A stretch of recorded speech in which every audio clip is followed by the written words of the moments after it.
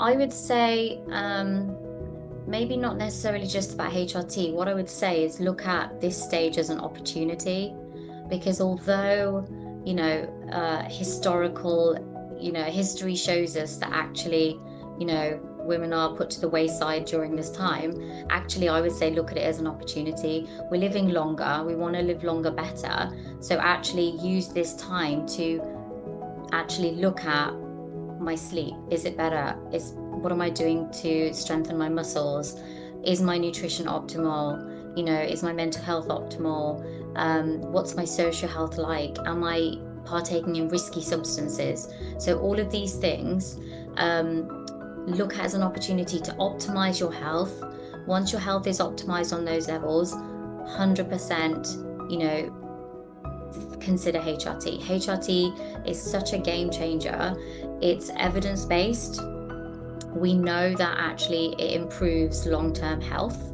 We want to live longer and live longer better.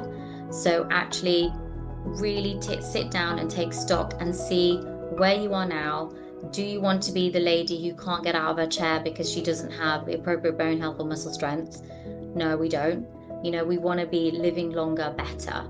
So really take stock in the fact that this is an opportunity to really look at yourself. Women, we tend to look at parents, children, everyone, before ourselves. Actually, this is your body screaming out to say, hey, I'm here too, make sure I'm okay. So I would say look at it as an opportunity. And if HRT is involved in that, don't shy away from it.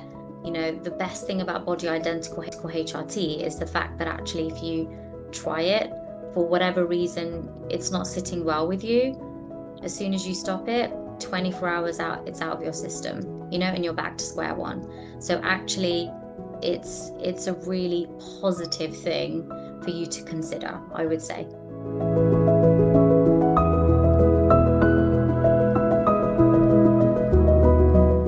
So I would say the biggest thing any woman can do is make sure she's sleeping, right?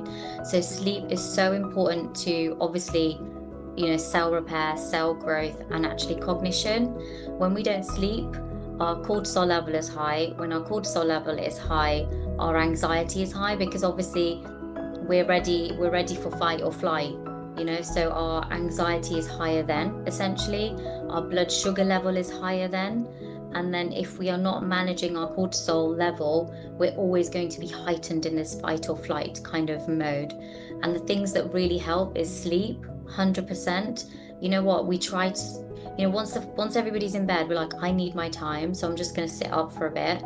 But actually, you'll probably be doing yourself better if you're going to sleep longer. Social health is really important. We're human beings. We need social connection, right? Once we have that social connection, actually our anxiety levels, there's evidence to show that actually our anxiety levels drop. We have that social connection. We are social beings, and that's one, that's two. Another one essentially is nutrition. Are you eating protein and fiber? Super important during this time. So there's loads of things that you can do into your lifestyle, which isn't necessarily, conventional medication. But definitely if you're going to focus on any, sleep, social interaction is incredibly important. And exercise, exercise is known to release serotonin, release happy hormones, and actually can reduce anxiety. So those are the things that I would say are the first point of call. There's lots of things we can look at. Don't run before you can walk. I always say to, everyone I speak to, do baby steps in terms of your health. Like, you're trying to optimize your health at this stage. There's loads of factors to look at, but baby steps is really important. If we make sustainable changes, they're more likely to stick into our lifestyle as opposed to changing everything all in one go. So yeah, that's what I would say as well.